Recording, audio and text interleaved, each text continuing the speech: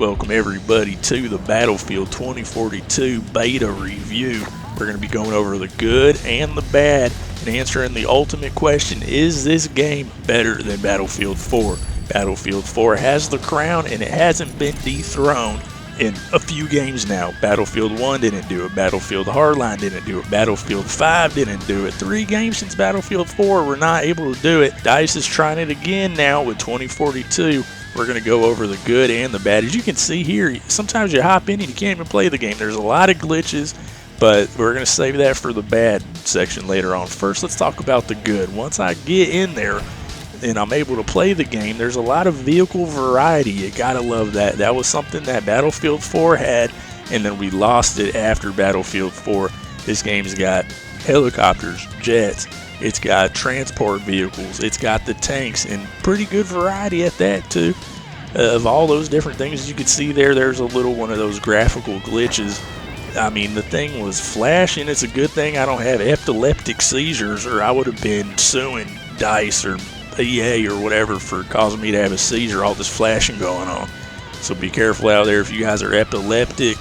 You might want to wait, because this beta has just been glitching and flashing all over the place. But alright, let's get back on track here. Look good. So the vehicle variety is there. It's good. The player count, we got more players on the map this time. That's what I wanted, man. I wanted more players, bigger scale. The map size is bigger. A lot of good things, man. That's putting it above Battlefield 4 in a lot of areas now. So the map design as well, it's not just big for no reason. The map design is fun. There's tunnels. Look at this. Talk about picking up a kill.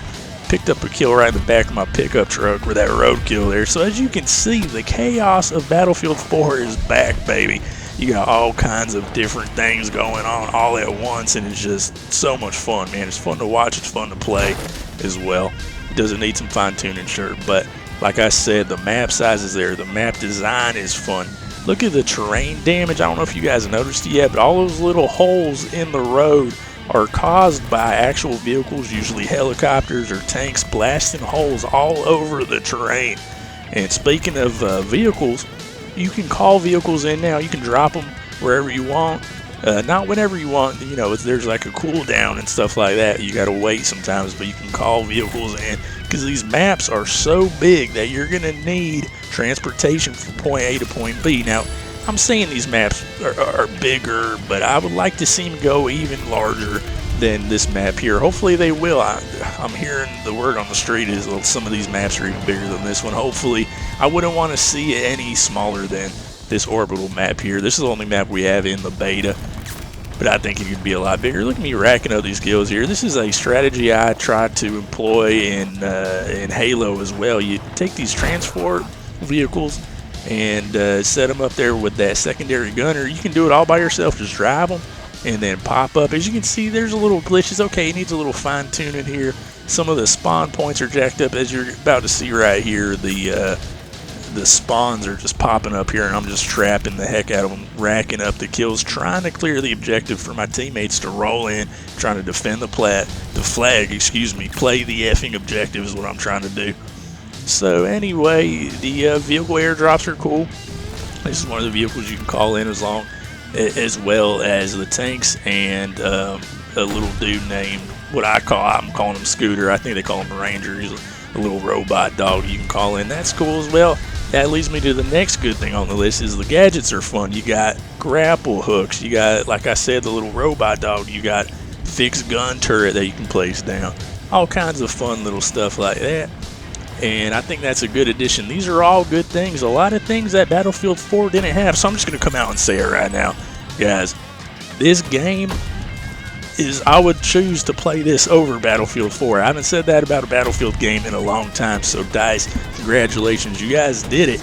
But there's some improvements you got to make if you really want to raise the bar and have this game have some serious longevity and keep these player counts, these 128 player servers filled up, because I don't want to play with bots. Let's get to the bad on the list now.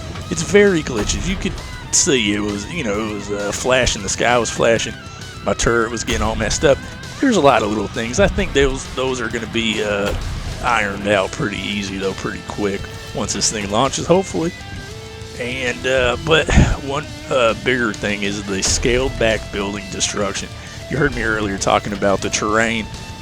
They had some good destruction, but as far as actual building structures where you're going to be doing a lot of your firefights, you can blow a hole up into it, but it's a little less detailed than it was in Battlefield 5, the previous Battlefield.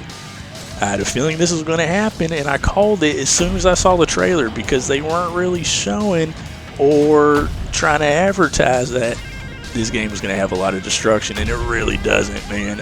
You know, that's part of the beauty of Battlefield, is seeing the destruction over the course of a battle. You don't really have that here. You have the building standing, nothing really crumbling, though, in a very detailed way like we saw in Battlefield 5. The rocket over there to my right is scripted. That building right there, nothing happens to that thing. So the smaller buildings, you know, you can bust a hole in them, all right, but it's kind of like a little punch card effect where the overall skeletal structure is still standing, and it's, you know, not very realistic. So I'd like to see that improve.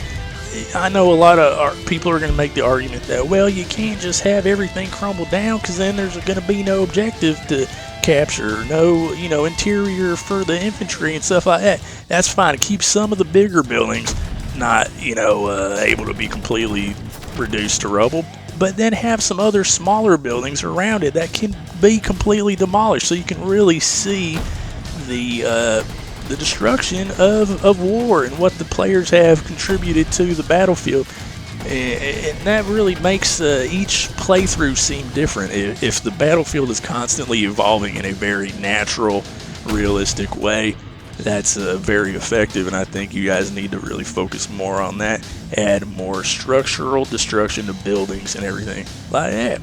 There's no water vehicles in this map. I was saying there's a lot of vehicle variety except for the water vehicles. I don't see why they couldn't have put a river or something going through this map somewhere, or on the outskirts, something like that, and that would have been cool. But I'm sure we're going to have maybe water vehicles in other levels, so maybe they just wanted to leave those out of this one, but we're still going to see them. Anyway, Battlefield 4 had water vehicles in mostly, you know, most of their bigger levels, but anyway, also the other bad thing, operators all look the same. I'm not really feeling this operator system where there's no customization, no cosmetic differentiation between these guys. So you're, even on the enemy team, you all look the same, and it's kind of weird. And you know, I do think later on into the development of this, they're going to add more cosmetic customization options, and that'll differentiate. I've been shooting at a lot of my teammates on accident, guys. You know, luckily there's no friendly fire, so it doesn't hurt nobody. But when I start playing hardcore mode and there is friendly fire turned on, that's going to be an issue if there isn't a way to differentiate your players from the enemy team. If everyone's looking the same, you know, I'm shooting at everybody, guys. So, you know, in hardcore mode, there should be some sort of indication of your team. And those are the things maybe with the portal we can really customize to our liking a little bit better. But so far, there's just like one little blue dot above the head. And if you aren't looking at their head, you know, or you don't see the top of their head right away, there's no indication that it's a enemy player, and you just start firing at them. So that's a problem. But see, a lot of these on the bad side of the list are little things that can be fixed very easily, and the good things are the bigger things that you can't really go back and change later.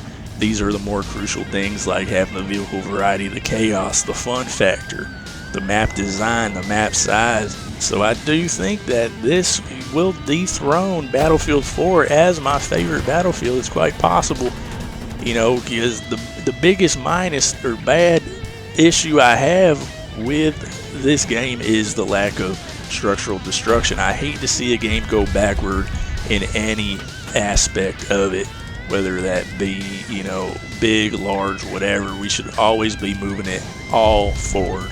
I get there's technical limitations, and these guys, I got to give them credit because they are going where no Battlefield game has gone before. They're pushing a lot of things forward. They're making things larger, so maybe that causes them to have to scale back on a few things here and there. But this is just really, you know, making me hopeful for the future of Battlefield. You know, this is a great building block to maybe next time they'll add more building destruction if they don't later on into this game. That would just be great if they could fit that in here still some way, somehow. Let me know what you guys think, and until next time, this has been Rusty Pfluger, over and out.